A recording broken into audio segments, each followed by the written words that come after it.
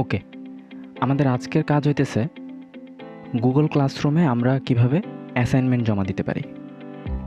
আমরা এতদিন ইমেইলের মাধ্যমে অ্যাসাইনমেন্ট বা পরীক্ষার খাতা জমা দিয়েছিলাম। ওই কাজটা খুব কঠিন। একজন স্যার যখন একজনকে অ্যাসাইনমেন্ট দেন বা পুরো ক্লাসকে অ্যাসাইনমেন্ট দেন, তখন প্রত্যেকে একে একে খাতা ইমেল করলে সেই ইমেলগুলো খুব স্ক্যাটার্ড হয়ে যায়, অন্যান্য ইমেলের সাথে মিশে যাওয়ার সম্ভাবনা থাকে।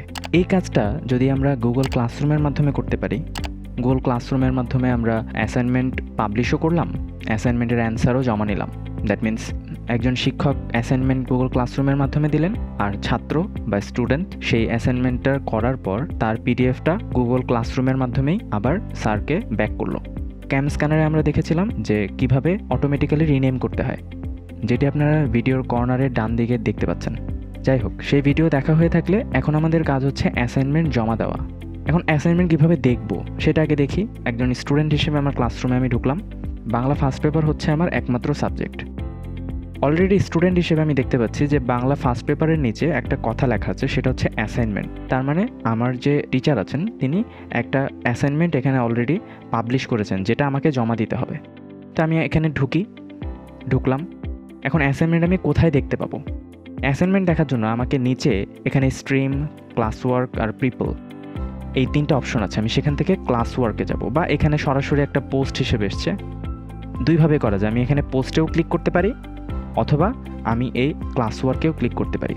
আমি ক্লাস ওয়ার্কে ক্লিক করি, তাহলে এখানে সবগুলো অ্যাসাইনমেন্ট বা পরীক্ষার কোয়েশ্চেন আমি দেখতে পাবো। তো এখানে লেখা আছে অ্যাসাইনমেন্ট বাংলা চ্যাপ্টার 1, তার মানে আমাকে বাংলা ফার্স্ট পেপারের চ্যাপ্টার 1-এর একটা অ্যাসাইনমেন্ট জমা দিতে হবে। আমি এখান থেকে আমার কোয়েশ্চেনটা দেখতে পাবো কিভাবে? আমি এখানে ক্লিক করলাম। ক্লিক করার পর এখানে অ্যাটাচমেন্ট নামে একটা কথা আছে, সেখানে আমার একটা অ্যাসাইনমেন্ট এখানে জমা দেওয়া পিডিএফ হিসেবে আমার স্যার পাবলিশ করেছেন। আমি সেটাতে ক্লিক করলাম।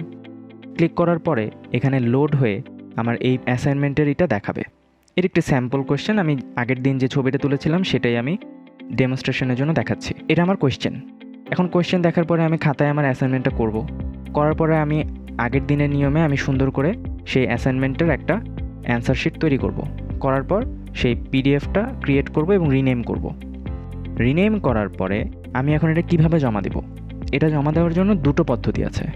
এক, আমি ক্যাম স্ক্যানার থেকে সরাসরি আপলোড দিতে পারি, অথবা আমি এই গুগল ক্লাসরুমে ঢুকে আমার এই অ্যাসাইনমেন্টের বিপরীতে আমি সুন্দর করে পোস্ট করতে পারি। কিভাবে তা আমরা দেখি। আগে আমরা ক্যাম স্ক্যানারটা দেখি। আমরা ব্যাক করলাম। ব্যাক করে আমরা হোম স্ক্রিনে আসলাম। তারপর আমরা ক্যাম স্ক্যানারে ঢুকলাম।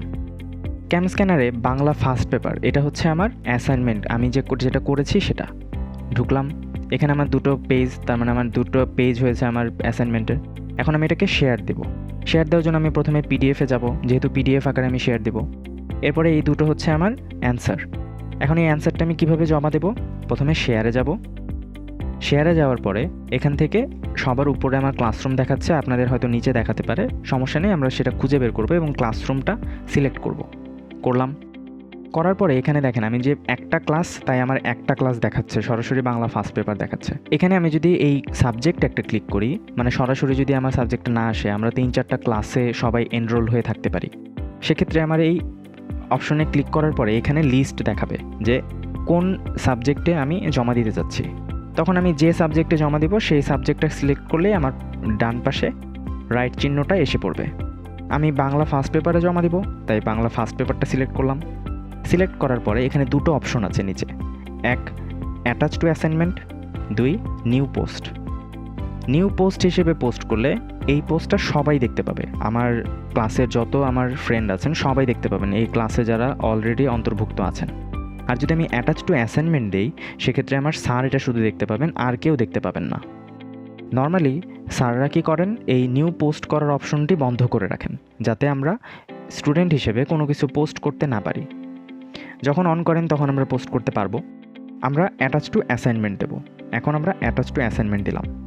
দেওয়ার পরে এখানে উপরে আছে অ্যাসাইনমেন্ট, তার মানে আমার এই অ্যাসাইনমেন্টটা জমা দিতে হবে।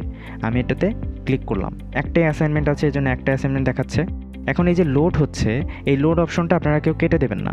এই লোড হওয়ার সময় আমার যে পিডিএফটা আমি অলরেডি শেয়ার করতে যাচ্ছি, সেই পিডিএফটা এখানে আপলোড হলো।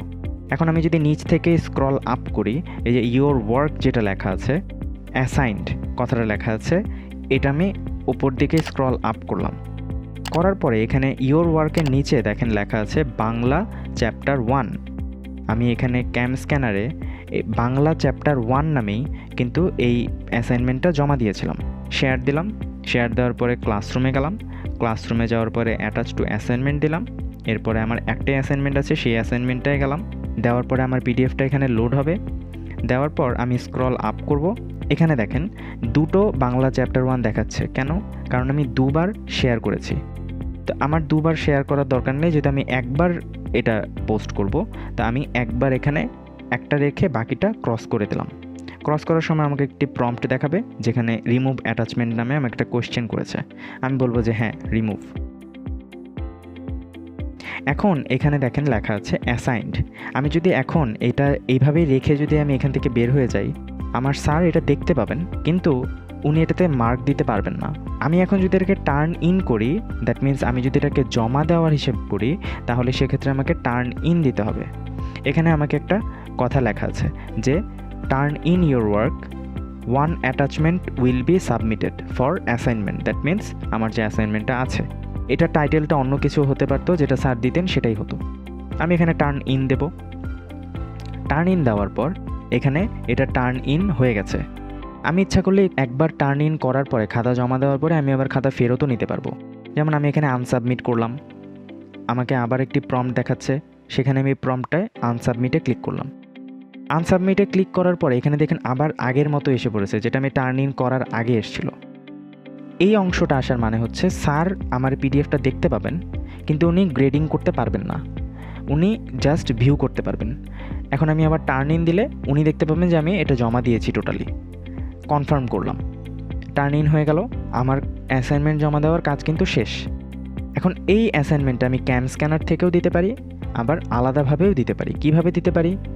আমি ব্যাক করলাম, ক্যাম স্ক্যানার থেকে ব্যাক করলাম। এখন আমি ক্লাসরুমে যাব। ক্লাসরুমে যাওয়ার পরে যে অংশটা আমরা আগের বার দেখেছিলাম যে আমার এখানে অ্যাসাইনমেন্ট দেখাচ্ছে, আমি এখানে অ্যাসাইনমেন্টে যাব। একটু আগে আমরা যখন ক্যাম স্ক্যানার দিয়ে শেয়ার করছিলাম তখন কিন্তু এই অংশটা এসছিল। এখন আমরা আবার স্ক্রল আপ করব। যেহেতু আমি একবার সাবমিট করে দিয়েছি, স্যার এটা এখন দেখতে পাবেন। এখন ধরেন আমার দুটো পিডিএফ জমা দেওয়ার কথা ছিল, কিন্তু আমি একটা দিয়ে টার্ন ইন করে দিয়েছি।